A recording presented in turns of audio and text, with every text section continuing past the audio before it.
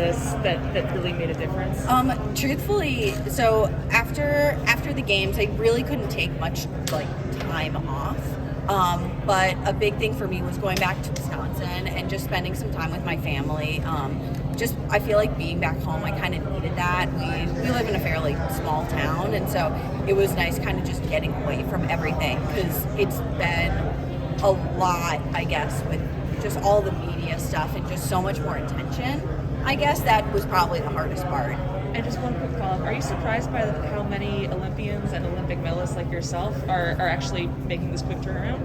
Yeah, actually, I think it's been so cool to see how many people have come back and done it. I'm shocked that some people were able to do like some of the earlier majors. Like, I felt like it was a quick turnaround for New York, and then I saw people doing London. I'm like, oh my God. But yeah, I think it definitely shows just like, I don't know, people are like, after the whole pandemic year, people are like raring to go, trying to take every opportunity they can get. You've had so much success so early, so young, you're right on your career. What are you learning and find yourself still growing as a member? Oh my gosh, I feel like I have so much to learn about this event. And that's been the cool thing. And like, I was just joking with John that this is the first time I've ever done a point-to-point marathon course. So I've only ever done looped courses before. So it's like, even just stuff like that of figuring out the logistics of not finishing in the same place that you started. And everything like with nutrition, with like just learning how to train for this event. I feel like it's the kind of thing where throughout my entire career, I'm always going to be learning, but I still feel very much like a rookie at this event. You had some fans in the streets in Sapporo. It's going to be the first time you're doing a marathon with a major city, with this crowd and everything. I'm just curious what you're anticipating with that, if that's something that you're going to notice. Yeah, no, I'm so excited for that. It's because the last time we had spectators at a marathon was trials, and that was obviously such a cool thing. And then the last two, even though we did get supporters in Japan, it was very low key, a lot of like golf clapping. So I'm really excited for just that. Like, I feel like you get a momentum from the people around you. Like, this is the first time my family will have seen me race since the trials. They're all coming out. So I think those are the things that I've like tried to almost like focus on, of like using that energy, using the knowledge that like my mom and my dad are going to be here. So yeah, I'm pretty excited for that. How would you do anything about what to expect throughout the course of the 5 rounds, like just any specific area to watch for? Everyone keeps telling me about the bridges, but I have no idea what that means. I have no idea how many bridges there are, where I go over them, what boroughs I'm going into. So it's like, people keep giving me like random bits of advice, and I almost don't know how to process that. I need to look at a course map realistically, because I still don't actually know where I'm running. I think we were here in the summer talk today before the 10. Mm-hmm. Like, how much of New York do you know, or how much of the course have you ever been to? This is gonna sound so bad, but I literally only know like Midtown Manhattan, because we always stay here to race. I should know it better because my coach lives in Harlem and my sister lives in the lower part of Manhattan. But yeah, if anything, this race will be a great tour of New York City. How would you compare your fitness to the Olympics? Yeah, sorry, I'm probably going to move on from that question. It's a totally different build. Yeah, it was just a very different, the Olympics, we had a year and a half to prepare for that. And this has been a very quick turnaround. I would say I'm in pretty good shape, but yeah, just realistically 7 weeks is a pretty quick turnaround to do. So yeah, we'll see how we race. What's the plan on Sunday, or what's the goal? I never have a race plan, man. Come on. Well, it sounds like this is going to be a new course for you, but I'm curious that you didn't mention how crowded the fall marathon schedule was. What does it say about the New York City Marathon and its kind of legacy in racing that it was able to attract such a strong field, in your opinion? Yeah, I think New York City always has this like weight to it, and it's the 50th, so it's like other than Boston, I believe it's the longest running major. So I feel like that knowledge of just like what the New York City Marathon is, it brings so much to it. And so I think part of it too, it's the timing. A lot of the people who ran the Olympics, like realistically, this was going to be like the best chance you had to get back into form and have a semblance of a full marathon build. And so I think just like everything that New York is, and then add the logistics onto that, you're going to get a great field regardless. And I think that's what makes it fun. Like, it's so cool to like get to have Sally out here. It's so cool to get to have Paris out here, and just like these women that are like such great runners that I got to run the Olympics with. Like, that's the fun part. What do you? Do you feel like it's part of, given that it's the 50th and everything that's happened over the last 2 years, like, do you feel like you're part of something bigger leading in this? Or Oh yeah, well, no, 100%. I feel like if anything, like in the times that like the marathon build was a struggle, kind of almost like reflecting on that of just like what this means, like coming back after the pandemic and like opening back up and getting to have like a full marathon again. I feel like those are the kinds of things that I've tried to like focus on, just that it is something bigger than just me going out and running a race. So no race plan, but how do you think you can leave feeling successful? I feel like I kind of approach most races like the same way that I have my last 3, of just like focusing on the effort that I'm putting out.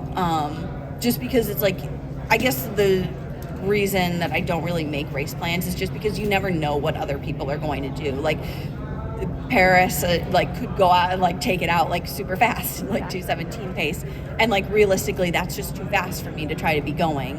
And so I think as long as I like focus on being competitive, staying with a good pack, like focusing on the effort that I can put out, I can come away from it having put out a good effort, knowing that I raced hard. Yeah, at the end of the day, that's all you can control. How has your life changed since the Olympics?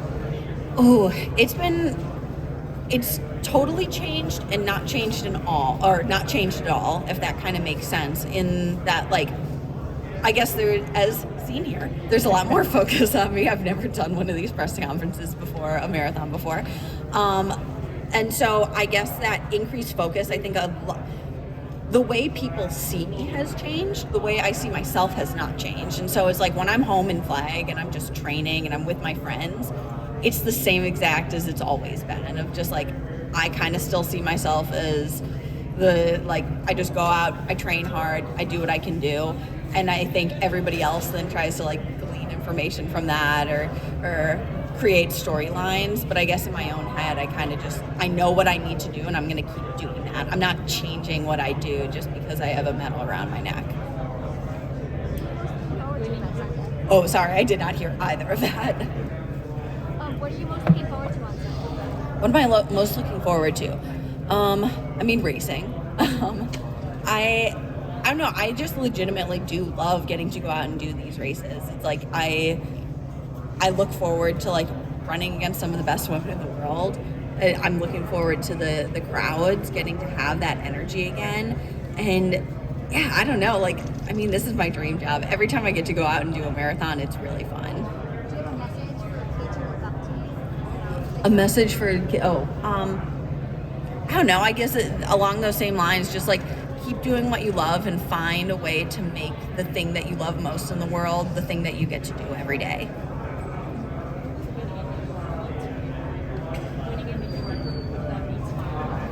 I mean, that would be incredible. Like, obviously that's the goal of every marathon. You go out and you just put out the best effort that you can.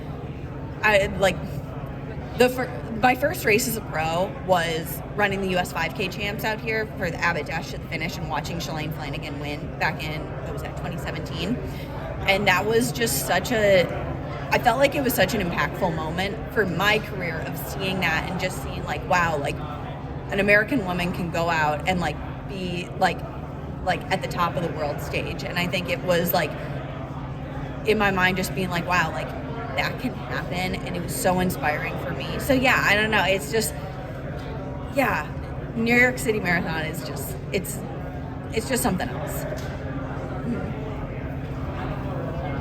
You had said, you posted on Instagram last week that this buildup was more painful than others. Can you talk a little bit about what that... Not talking about that till after the race, sorry.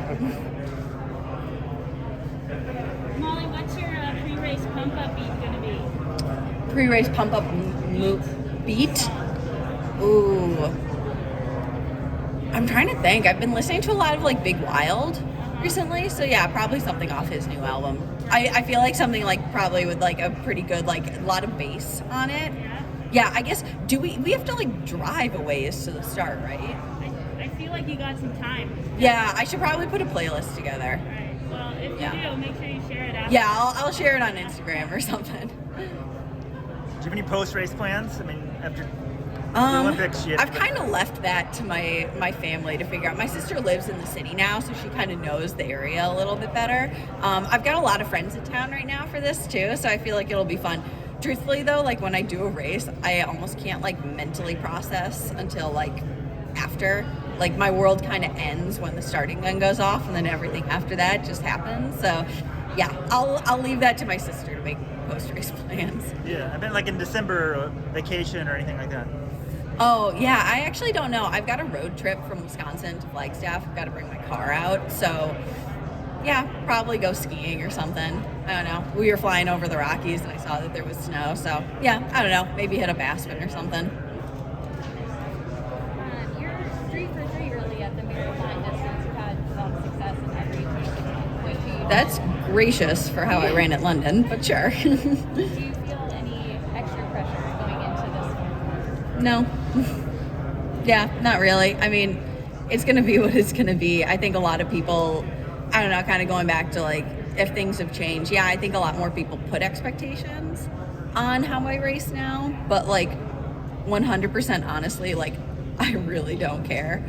Like, I'm just going to go out. My mom is out here and my mom doesn't give a damn about like how I finish. She's just gets excited to see me race. This has been a really cool year. Like, we spent so much time building up for the Olympics, putting all of our chips in on that like, truthfully at this point I feel like everything after, it's just like we get to do this for fun. And is that automatic, or do you have to work on being so chill about that? Oh yeah, no, I've definitely had to work on it too. It's really hard when you're constantly being asked by people like, yeah, like I think like everyone kind of expects it to be something more than it needs to be, I guess. And like at the end of the day, it's always just another race. And I guess we kind of cultivated that mentality going into the Olympics. And I think it's helped now of being able to like do that on the biggest stage, of being able to have this mentality of like the race is just going to go how it's going to go, and I have to be okay with it as long as I'm putting out my best effort, like coming away from it just being okay. So yeah, I think it's helped now of like going into these high pressure situations where there's a lot of eyes on it and a lot of expectation, and just being like, hey, like I'm just going to go out and do what I can do. And, yeah, we'll see how it shakes. Molly, sorry for even asked this. Just generally speaking, what's it mean to run in the New York City Marathon and being that it was canceled last year because of the virus, and some tweaks this year because of the COVID protocols? What is this? I mean, it's super cool. Like, I've always dreamed of doing the New York City Marathon. It would all basically New York would always fall right after the Wisconsin state meet for cross country, and so that was like a yearly thing of like you race state and then you watch New York that next Sunday, and I would just be like so pumped up like seeing that happen, like watching Carragouch race, watching Shalane Flanagan race, and like my heroes going and doing it. And like heck, even my first year out in Flagstaff, I was like helping work bottles for Sally as she built up to 2016. And I guess now, like, actually getting to do it, like, it's just cool getting to think it's like, this is what I've always wanted to get to do. So I think that's kind of the fun part to get to think about, is like 12-year-old Molly would have been so psyched right now to like be in this position. Dream come true. Yeah, literally. Have you received the COVID vaccine? Oh, yeah, 100%. I got that as quick as I could. And what made you decide to do it? What made me decide to get it? I didn't want to get COVID, and I wanted to race in the Olympics. Yeah, it just wasn't, I don't know. That was never even a thought in my mind of not to get it. I was an Instacart driver for a while, and so I was able to get it fairly early. So yeah, got that as soon as I could.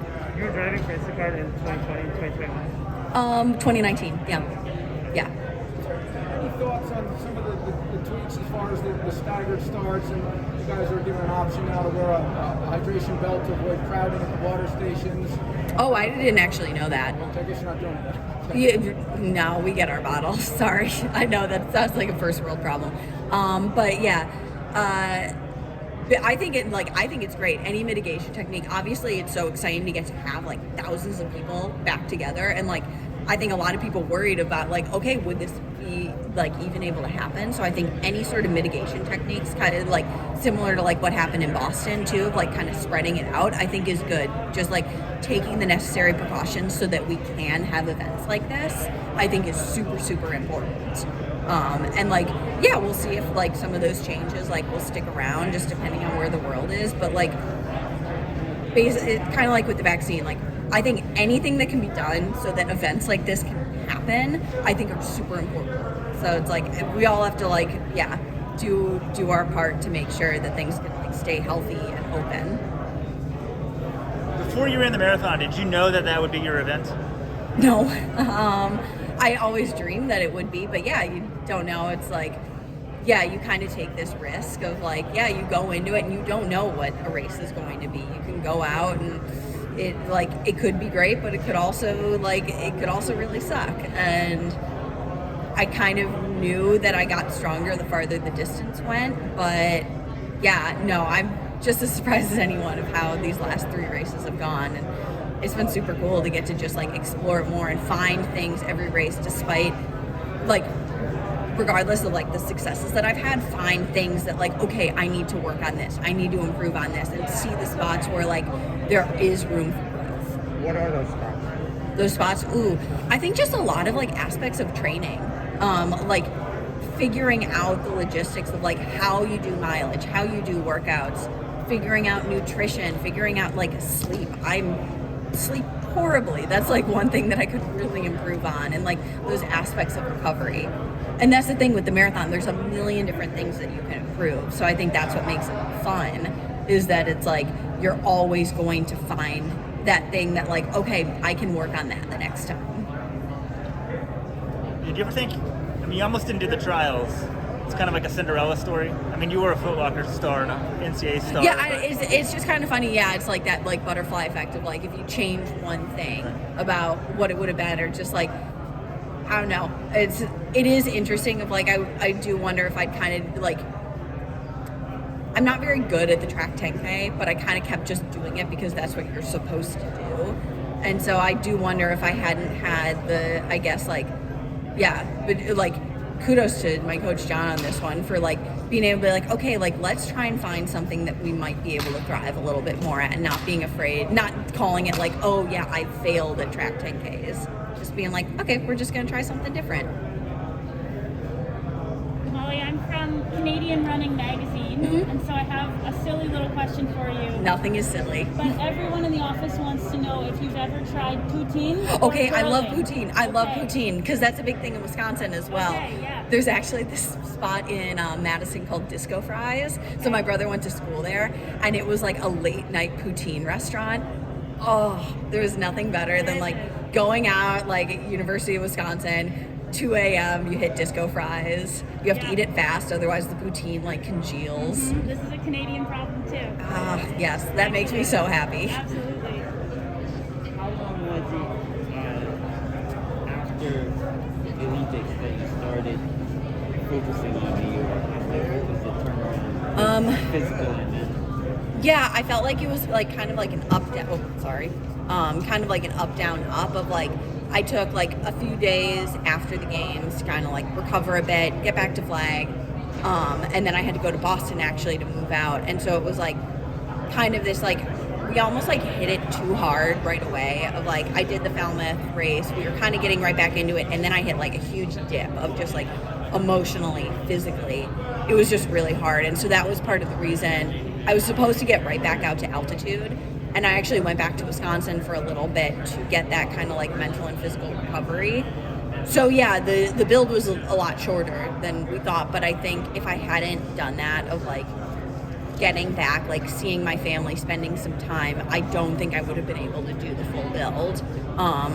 Because we were really truthfully questioning whether or not we were going to be able to make this happen just based on like, yeah, just that mental exhaustion after the games. But yeah. So when do you think your cycle actually began to get ready for this?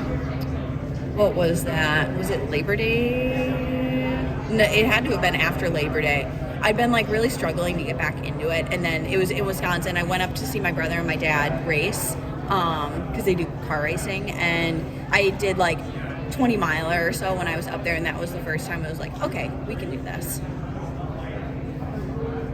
Just give a general comment on some of the recent training you've done in the last couple of months. Couple months? Last few weeks, just a general comment on training for the New York City Marathon. I mean, I've been running. No.